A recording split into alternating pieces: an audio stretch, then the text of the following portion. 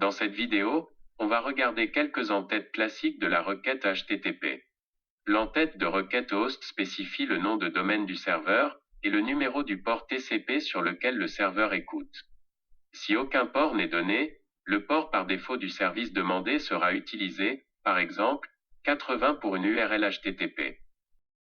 L'entête de requête user-agent contient une chaîne caractéristique qui permet d'identifier le type d'application, le système d'exploitation, le fournisseur du logiciel ou la version du logiciel.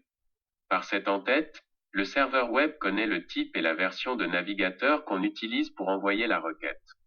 L'entête accept indique quels sont les types de contenus, exprimés sous la forme de type MIME, que le client sera capable d'interpréter.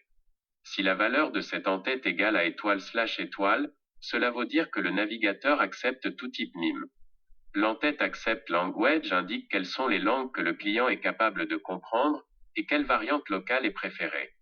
L'entête accept encoding permet de définir quel sera l'encodage du contenu. Il s'agit généralement de l'algorithme de compression utilisé par le serveur. Le client peut alors décoder le corps de la requête correctement. L'entête connexion contrôle la façon dont la connexion reste ouverte ou non, après que la transaction courante soit terminée. Si la valeur envoyée est keep alive, la connexion est persistante et n'est pas fermée, permettant aux requêtes qui suivent et s'adressent au même serveur d'être envoyées. L'entête référaire contient l'adresse de la page web précédente à partir de laquelle un lien a été suivi pour demander la page courante. Cette entête permet au serveur d'identifier la provenance des visiteurs d'une page. Une principale utilisation de cette entête consiste à faire la protection contre hotlinking. Le hotlinking est l'emploi d'un lien vers un fichier publié sur le site web B pour l'afficher sur le site web A. Comme illustré dans ce schéma, le site web B est le victime de hotlinking pratiqué par le site web A. Le navigateur envoie, d'abord, une requête HTTP pour consulter le fichier hello.html sur le site web A. Ensuite, le site web A retourne ce fichier hello.html, dans lequel il y a un lien vers le fichier world.html sur le site web B. Quand l'utilisateur clique sur ce lien, une requête HTTP sera envoyée au site web B pour demander le fichier world.html.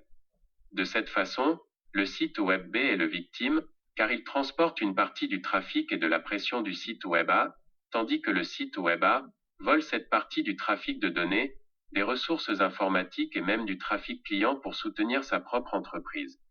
Avec l'utilisation de l'entête référaire, dans le troisième étape, quand l'utilisateur clique sur le lien pour demander le fichier world.html, dans la requête HTTP envoyée au site web B, il marque que la source est le fichier hello.html du site web A.